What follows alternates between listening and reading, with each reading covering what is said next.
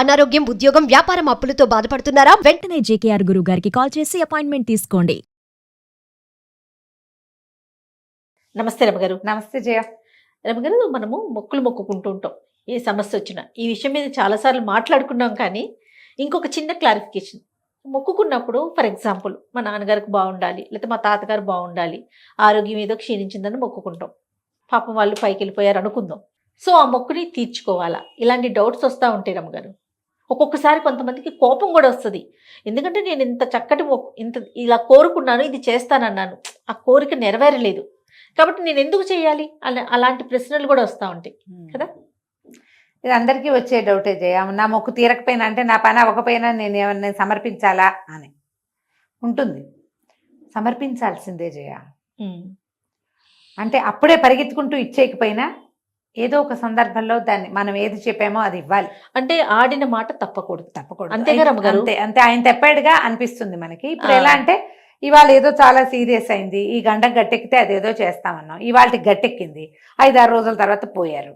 ఆ రోజుకి గంటెక్కినట్టే కదా. అదేలే, మనం మొక్కున్న మొక్కులో ఒక క్లారిటీ, దాన్ని ఆలోచించుకోవాలి ఎప్పుడు కూడా. తీర్చాలి. సాధారణంగా మా పని అవ్వలేదు అయినా తీర్చాలా, అయినా గుడికి వెళ్ళాలా అంటే నువ్వు మళ్ళీ ఇంకోసారి గుర్తు చేసి, నాయన నేను అలా అడిగాను, నువ్వు నాకు ఆ పని చేసి పెట్టలేదు, కానీ నీ మొక్కు తీరుస్తున్నా, ఇక ముందైనా ముందు నన్ను చూసుకో అని అడగచ్చు. ఏమైనా మరీ మీరు పెద్ద పెద్ద మొక్కులు తీర్చలేనంత పెద్ద మొక్కేసుకుంటే మనం చెప్పగలిగేవి లేవనుకో. అయితే దీని మీద ఒక కథ ఉంది జయ. ఓ, కథలు కూడా ఉన్నాయి. ఒక చిన్న కథ. బెహరా సుబ్బారావు గారని మనం బాగా ముందు తరం రైటర్, తెలుగువారే.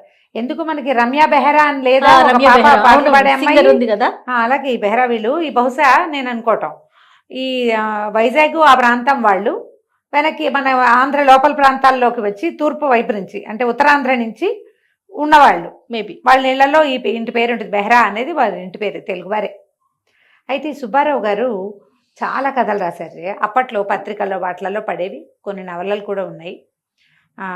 వారి అబ్బాయి ఆ దొరికిన కథల్లో అప్పుడప్పుడు వాళ్ళ నాన్నగారు రాసినప్పుడు పత్రికల్లో పడ్డవి, అక్కడ ఇక్కడ పడ్డవి, ఎవరి దగ్గరైనా ఉన్నవి, అవన్నీ కలిపి ఒక 73 కథల్ని సేకరించి మధ్యతరగతి మందహాసం పేరుతోటి ఒక పుస్తకం వేయించారు. మధ్యతరగతి మందహాసం. వీరు రాసిన కథలన్నీ కూడా ఇంచుమించుగా అన్ని మిడిల్ క్లాస్ లెవెల్ స్టోరీసే. తెలుస్తుంది కదా, మధ్యతరగతి పేరే అట్లా పెట్టారా. అన్ని కథలు ఇంచుమించుగా ఏదో ఒక సంఘటనని చూసి ఇన్స్పైర్ అయ్యి రాసినవే. ఒక జరిగిన విషయం, ఒక తెలిసిన విషయం, వారెవరిదో విషయం, గవర్నమెంట్లో వచ్చినటువంటి రకరకాల మార్పులు, ఉద్యోగుల యొక్క అనుభవాలు, కుటుంబాల్లో వచ్చే అనుభవాలు, వాటి మీద నుంచి తీసుకునే రకరకాల కథలు రాశారు. ఇటీవల నాతో మాట్లాడి ఆ పుస్తకం నాకు పంపించారు. రాధిక గారిని, వారి కజిని, ఆవిడే తెచ్చిచ్చారు ఆ పుస్తకము. ఈ కథ ఇప్పుడు నేను చెప్తున్న కథ చాలా రోజుల క్రితం నేను చదివాను, ఎక్కడో లీలగా నాకు గుర్తుంది. పుస్తకం తిరిగేస్తుంటే ఆ కథ కనపడింది అనమాట. మనం ఈ మొక్కుబడుల విషయం వచ్చినప్పుడల్లా ఇలాంటిది ఒక కథ చదివానే అని గుర్తుండేది నాకు. టక్కిన ఆ కథ కనిపించేసరికి ఆ కథ చెప్తామనిపించింది. తప్పకుండా వారు మీకు ఏది వీలైతే అది చెప్పమన్నారు. ఈ కథలు కూడా అంటే సాంఘికమైనవి, మన జీవితంలో నుంచి తీసుకున్న కథలే. సందర్భానుసారం ఎన్ని కుదిరితే అట్లా చెప్పుకుందాం, మీ ఇష్టం చెప్పండి అన్నారు.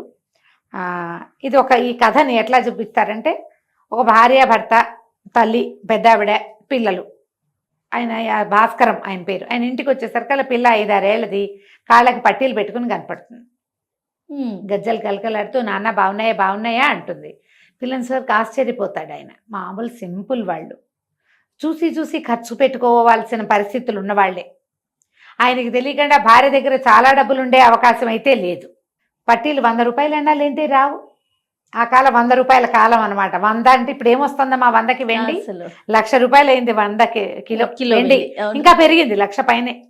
అయితే ఈ పట్టీలు ఎక్కడివి ఏమిటి అని అడిగితే, ఆ పిల్ల ఎదురింటి వాళ్ళ అమ్మగారు ఏం చెప్పారంటే, ఎదురింటి ప్లేడర్ గారు అమ్మాయి పట్టీలు చూసిన దగ్గర నుంచి పిల్ల గొడవ పెట్టేస్తోంది, దాని సరదా తీరుతుంది, ఇంకా పిల్ల ఇంకా ఆడుపడుతూ పాడుతున్న పిల్ల సరదా తీరుతుందని చేయించమన్నాను అన్నారు అమ్మగారు. సరే, ఎక్కడి నుంచి చేయించింది అది ఆయన డౌట్. ఇంతకుముందు పెళ్ళిళ్ళప్పుడు దొంగవేలం గిన్నెని, తర్వాత ఏమో ఉత్తర జంధ్యాలని వివాహాల్లో ఇస్తారు, జరుగుతాయి. ఈ వస్తువులు అన్ని 4 కలిపి వేసి తీసుకున్నామన్నారు. వాటికి ఎంత వస్తుంది? ఈ పట్టీలు 4-5 తులాలైనా లేందే రావు. అవెంత ఉంటాయి? అనేసరికి భార్య కాఫీ పట్టుకొచ్చి ఇచ్చింది. పిల్ల ఈ లోపల నాన్న అక్కడ షాపులో బోల్డ్ ఉన్నాయి, నా గొలుసులు అవి ఇవి కొనిపెట్టవా నాకు అవి కూడా అని అడుగుతున్న పిల్లలు అట్లాగే అడుగుతారా.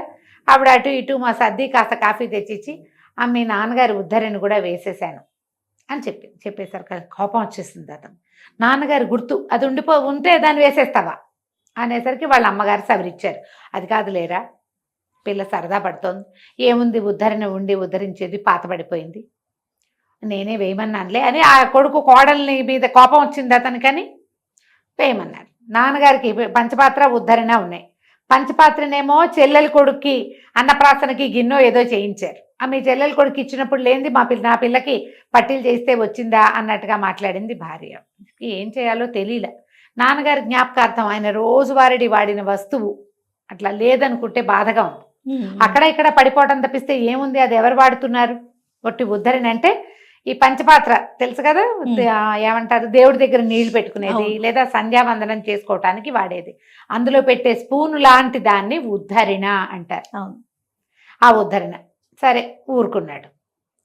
సరేనన్నాడు. ఇంకేం చేశాడు, పిల్ల కళకళలాడుతూ తిరుగుతోంది. 2 పూటలు గడిచినాయి. గడిస్తే ఏమైంది, అమ్మ తిరుపతి వెళ్దాము అన్నాడు.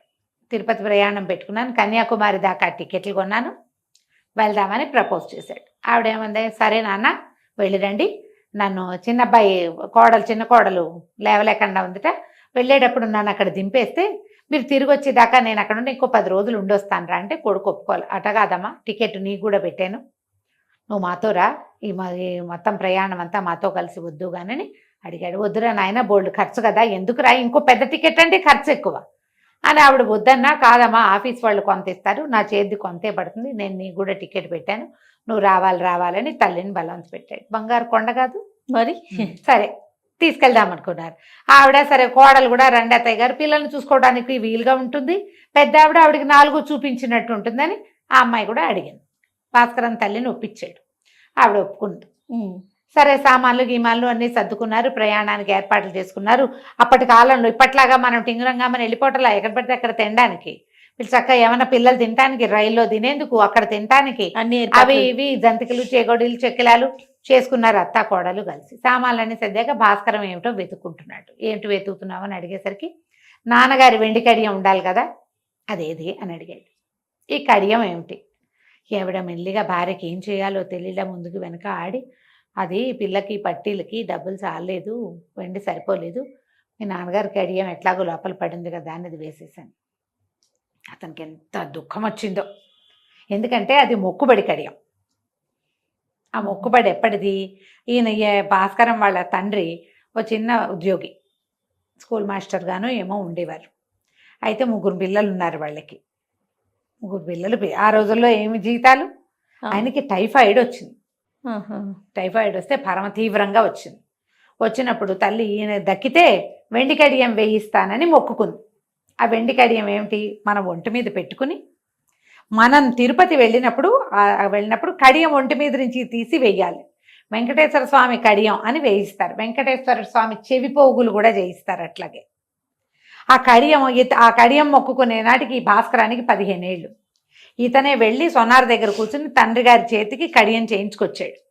ఆ కడియం మొక్కుకుని గుళ్ళో చూపించి దేవుడి దగ్గర దీపారాధన చేసుకుని, ఆ పూట చలిమిడి దీపారాధన చేసి అది పెట్టి ఆ తర్వాత చేతికేస్తారు. ఆయన చనిపోయేదాకా ఆయన చేతికే ఉంది. తర్వాత కాలంలో టైఫాయిడ్ తగ్గిపోయింది, కానీ తిరుపతి వెళ్ళటం సాధ్యపడలే. ఖర్చు వ్యవహారం, 3 పిల్లలు ఉన్నవాళ్ళు ఆ రోజుల్లో వెళ్ళలేకపోయేవాళ్ళు. తర్వాత ఆయన మరణించారు. మరణించినాక ఆయన్ని చీతి మీద పెట్టాక ఇతని గుర్తొచ్చింది, మా నాన్నగారి వంటి మీద కడియం తీయాలని అబ్బాయి అడిగితే వాళ్ళందరూ ఏమన్నారు, అయ్యో ఇంకేం లేదు నాయన, ఇంకేముంది మొక్కుబడి కాదు, అది మొక్కుబడి కడియం, మా నాన్న మొక్కు నేను తీరుస్తాను అని చెప్పి సంస్కారం జరిగే సమయంలో కడియం తీసి తెచ్చుకున్నాడు వెనక్కి మొక్కు తీర్చడానికి. ఎంత దుఃఖం వచ్చిందంటే, అయ్యో నేను తిరుపతి వెళ్తూ కూడా మా నాన్న మొక్కుబడి తీర్చలేకుండా అయిపోయానే. సరే ఇంకేమైతే తల్లి కొంచెం సవరించింది. భార్య ముందు భయపడింది కానీ మెల్లిగా ఊరుకుంది. ఇతను కూడా మనసు బిగబట్టుకున్నాడు, ఆ దుఃఖాన్ని అణుచుకున్నాడు. వెళ్ళారు తిరుపతి. బ్రహ్మాండంగా దర్శనం అన్నీ అయినాయి. తల్లి వీళ్ళు ఏమన్నారంటే, తల్లిను భార్య అటేటో కాస్త బయటికి వెళ్తూ పిల్లని జాగ్రత్తగా చూసుకోండి, కాళ్ళకి పట్టీలు ఉన్నాయి జాగ్రత్త అన్నాడు. సరేనన్నాడు. అయిపోయింది. దర్శనానికి వెళ్ళారు. ఆల్రెడీ అంతకుముందు మొక్కుబడులు పిల్లలకి బాగుండనప్పుడు ఓ 100 రూపాయలు మొక్కుబడి కడతాంగా, మనం ముడుపులు కట్టి పెట్టుకుంటాం. అవును 100 రూపాయలు ముడుపు కడతాం వెంకటేశ్వర స్వామి పేరు మీద, 100 కట్టి 10 కట్టి 5 కట్టి, పిల్లల పుట్టు వెంట్రుకలు తీసినప్పుడు ముడుపు కట్టి, ఏవైనా శుభకార్యాలప్పుడు ముడుపులు కడతారు. తెలుగునాట అంతా అన్ని ముడుపులతో పాటుగా ఒక పేపర్ పొట్లం కూడా వేసాడు అందులో, ముడుపులో వేస్తారు కదా, మన ఏమంటారు శ్రీవారి హుండీలో వేశారు. దండ పెట్టుకున్నారు. 7 కొండలవాడ తండ్రి, ఏనాటి మొక్కుబడు ఇప్పటికి తీర్చుకున్నాను ఆయన, నేను దర్శనం చేసుకున్నాను, కరుణించావని పరిపరి విధాలు దండాలు పెట్టుకున్నారు. బయటకు వచ్చారు. బయటకు వచ్చాక చూసుకుంటే పిల్ల కాళ్ళకి పట్టిల్లు. అయ్యో అయ్యో ఎక్కడో పోయినా ఎక్కడ తిరిగామని గోల పెట్టేశారు తల్లి భార్య ఇద్దరు. ఇక కాసేపు అటు ఇటు వెతికాక ఏమన్నట్టు గోల పెట్టద్దు భారతి, పట్టిలేగా కొండ దిగ్గానే కొనిపెడతా నీకు, కొండ దిగగానే కొంటాను, తిరుపతిలోనే కొంటా, ఏడవద్దు నువ్వు, దేవుడికి ఇచ్చేసానని అనుకోండి అందరూని బలవంతంగా చెప్పించాడు. నన్ను పెట్టుకుని కొండ దిగేశారు. వెనక్కి తిరిగి మా నాన్న మొక్కు తీర్చాను, కడియన్ రూపంలో కాకపోతే పట్టీల రూపంలో తీర్చాను తండ్రి అని దండం పెట్టుకున్నాడు. అది నాన్నగారి ఉద్ధరణ, తన పెళ్లికి వచ్చిన చిన్న చిన్న వస్తువులు, నాన్నగారి కడియంతో సహా అసలుకి వడ్డీ వేసి నీకు సమర్పించేశాను, నన్ను క్షమించమని దండం పెట్టేసుకున్నాను. ఇంటి కిందకి వెళ్ళి పట్టీలు కొనుక్కున్నారు. అయిపోయింది కథ కంచికి. మనం ఏం చేసినా భగవంతుడు మన దగ్గర నుంచి తీసుకోవాల్సింది తీసుకుని తీరుతాడు అంతే. యూనివర్స్ చూస్తూ ఉంటుందమ్మా. నాకు ఈ కథ ఎంతో నచ్చింది, ఎప్పుడో చదివా నేను. ఇది నాకు గుర్తుండి ఎవరింట్లోనో ఒక పత్రిక తిరిగేస్తుంటే కనపడింది జయ, చదివిందే. కానీ నేను కర్తకర్మ క్రియ మర్చిపోయి ఏదో లీలగా జ్ఞాపకం ఉంది. ఈ మధ్యతరగతి మందహాసం పుస్తకం వల్ల అందులో కనపడింది, చూసి ఈ కథ ఇవాళ చెప్పేశాను. చాలా చాలా బాగుంది కదా కథ. చాలా సంతోషం, చాలా బాగుంది. నమస్తే. నమస్తే జయ.